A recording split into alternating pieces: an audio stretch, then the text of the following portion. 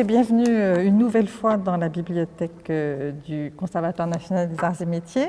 J'ai le plaisir d'accueillir aujourd'hui pour cet épisode d'Au cœur du débat Nicolas Roux, qui est maître de conférences en sociologie à l'Université de Reims Champagne-Ardenne et chercheur au CET, le Centre d'études de l'emploi et du travail du CNAM.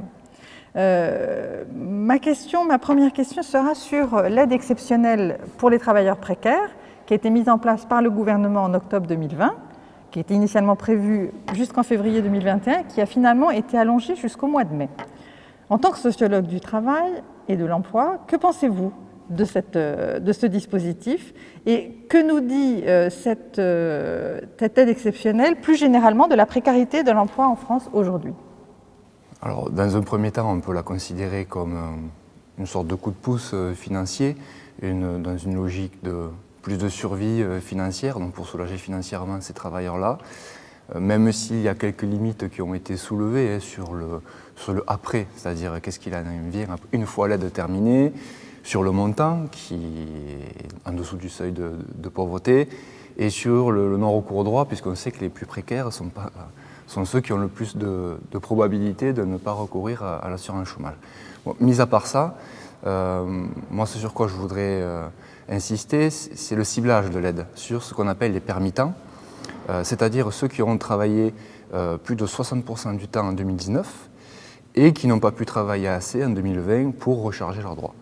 Alors d'un côté, ça exclut les 45% selon la DARES qui n'ont eu qu'un contrat saisonnier de l'année, mais de notre côté, on peut y voir une sorte de reconnaissance d'une précarité au long cours, c'est-à-dire d'une précarité ordinaire qui est le lot quotidien d'une partie des travailleurs, pour qui ce n'est pas juste un emploi temporaire occasionnel.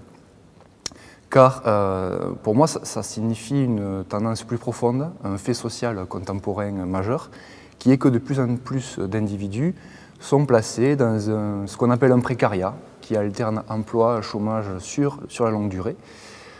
Pour donner un chiffre, par exemple, en 1975, 3/4 des emplois étaient en CDI à temps plein, salariés, et aujourd'hui c'est 60%. Voilà. Et avant la crise, en 2016, 3,7 millions de personnes ont eu un emploi précaire dans l'année. Tout ça pour dire qu'on n'est plus, ou pas seulement, dans l'idée d'une chute sociale ou d'un sas vers le CDI, comme un passage obligé pour les jeunes par exemple, mais une précarité durable pour une grande partie de la population active.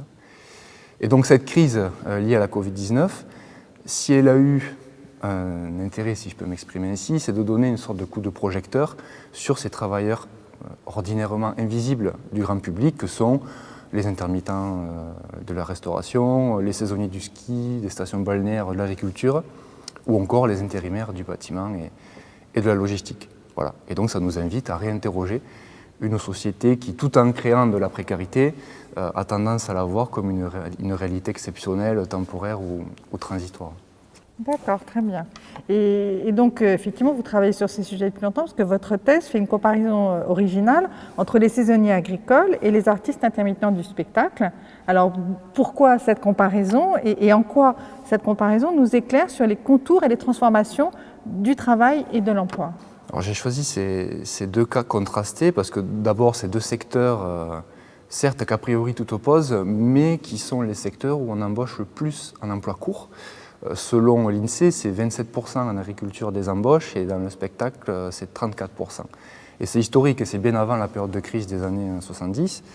Donc c'est un laboratoire d'analyse de la précarité en quelque sorte, avec des inégalités qu'on peut supposer très fortes en termes de mobilisation politique du côté des artistes et une sorte d'invisibilité plutôt politique du côté des salariés agricoles. Mais ensuite, moi j'ai voulu analyser au niveau des trajectoires. Et je n'ai pas analysé les précaires passagers, c'est-à-dire moi par exemple j'ai vu des saisonniers agricoles de longue durée, puisque ce sont les plus âgés parmi les saisonniers, ils ont 36 ans en moyenne contre 31 ans pour les autres saisonniers, près d'un quart en 50 ans ou plus, et en agriculture 9 emplois sur 10 sont non qualifiés. Donc c'est-à-dire plus on vieillit et plus on est amené à rester dans l'emploi saisonnier au fil du temps. Et donc moi dans ma thèse j'ai regardé comment il est possible de tenir et vieillir en emploi discontinu, en regardant ce qui fragilise, les aspects fragilisants de la précarité, mais aussi tout ce qui peut faire que ça peut devenir soutenable du point de vue des individus, c'est-à-dire pouvoir supporter la précarité, l'incertitude, les pénibilités du travail, mais aussi pouvoir l'accepter soi-même dans sa trajectoire, voire la préférer ou la revendiquer politiquement comme les intermittents.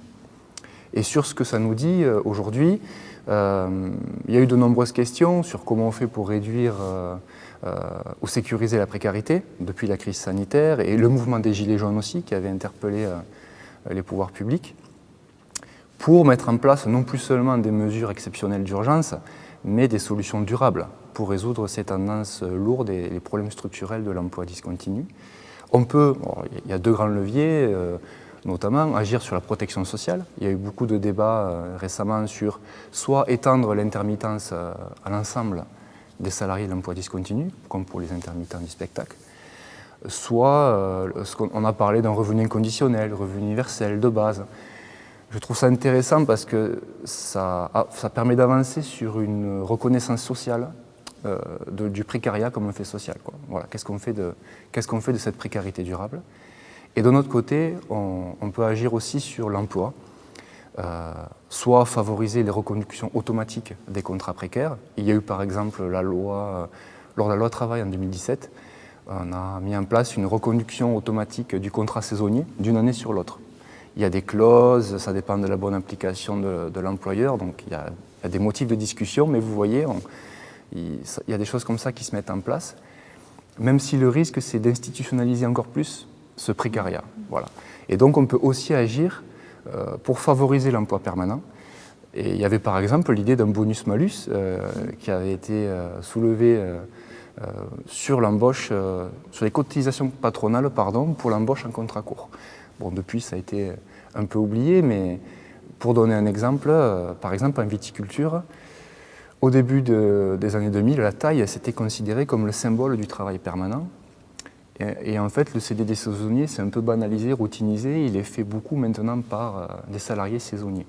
Donc c'est pour illustrer comment les usages des contrats précaires peuvent se détourner des voies initiales et s'installer comme ça. Écoutez, merci beaucoup pour ces éclairages sur ces emplois que la crise a malheureusement, mais heureusement, on voit toute l'ambiguïté des sujets que vous traitez, mis en lumière et en espérant que la fin de la crise, qui nous espérons tous ses proches, permette de trouver des solutions. Vous avez déjà évoqué certaines pistes pour justement faire de ces travailleurs précaires des travailleurs mieux pris en compte par les pouvoirs publics. Merci beaucoup. Merci à vous.